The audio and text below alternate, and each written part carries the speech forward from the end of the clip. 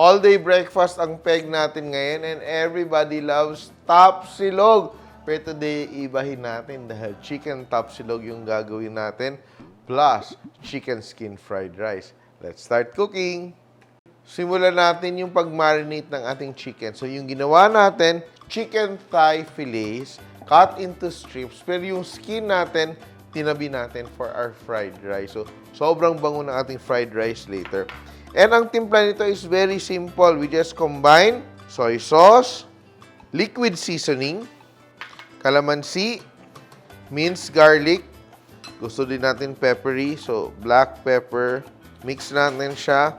And what we will do, we let this sit for a few minutes or overnight. Etong recipe na to, dahil may calamansi siya, hindi mo siya pwedeng iiwan sa chiller ng more than 2 days dahil magfo-ferment yung ating calamansi, no? So, ito siya. And because it's chicken fillet cut into strips, even 15 minutes will be good enough for the marination. So, very quick. Kahit instant, pwede. So, let that soak up. And yung gagawin ko ngayon ay ang aking chicken skin. So, hindi pa mainit yung aking pan. Lalagay ko yung aking chicken skin. Lalagyan ko ng water. Season with a little salt. And turn on our heat, no? So, hindi pa uminit yung aking pan. Nilagay na natin yung ating chicken skin because we want to render the fat and make the chicken skin crispy. Yan. So, yung chicken skin natin, magre-render ng fat. Yung oil niya, gagamitin ko pang gisa ng aking tapa and also panggawa ng aking sinangag. So, very nice, very delicious, very mabango. Ginagawa kong ganito para ma-extract ng todo yung ating chicken fat. No? Kuwang-kuha natin yung chicken fat and we will end up with a crispier chicken skin. So, ito siya. Kasi gigisa natin yung ating chicken meat later. Hindi siya kailangan lutuin ng matagal kasi yung skin nakahiwalay. So, pwede din chicken breast dito but I'm using leg quarter fillets or thigh fillets para mas juicy siya. So, very good alternative to beef or pork kasi sobrang mahal ngayon, no? And also, it's healthier. Napansin mo, walang sugar yung ating recipe. Gusto mong magnegosyo? Pwede din, di ba? Yan. So, you see, nagre-render na yung ating fat. And what we want to do now is to wait until our chicken skin becomes crispy. Yan. Tatabi natin yung ating chicken skin.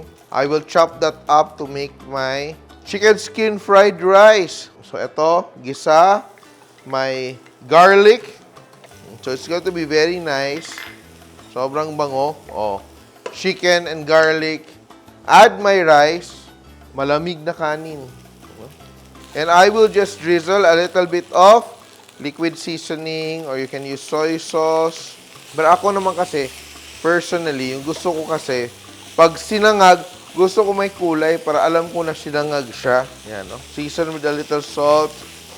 Now, I will chop up my chicken skin and add it to my, pwede ding topping, but I like to leave some for topping. I will also add half of it to my fried rice. Who can resist? O, di ba? Lagyan natin ng konting spring onions. Bango! Grabe ang bango ng aking rice. My plate is ready here. Rice. Yan. Yan, ating chicken skin chicharon.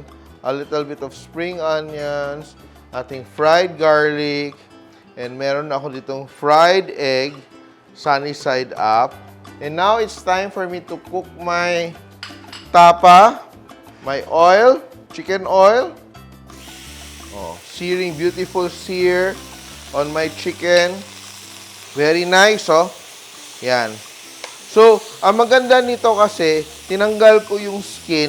So, ako tinatanggal ko talaga yung aking chicken skin pag niluluto ko ng ganito. Kasi, minsan, nadadry na yung ating chicken dahil overcooked.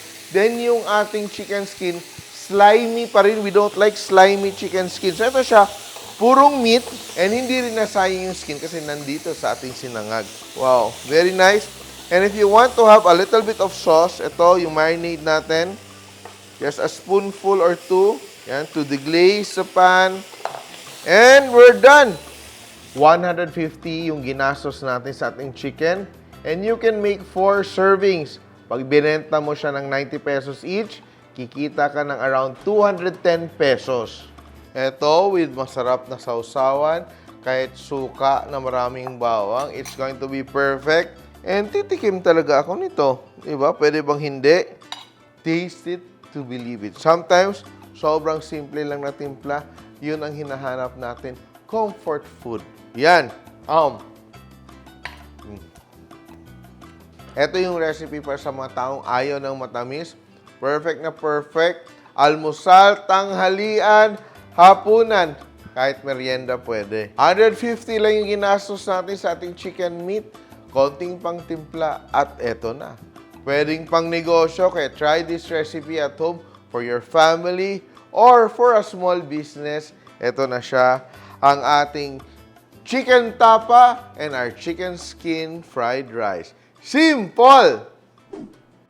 Please like and share my videos, and if you like more recipes like this, please click here to subscribe and don't forget to hit the bell button to get notified.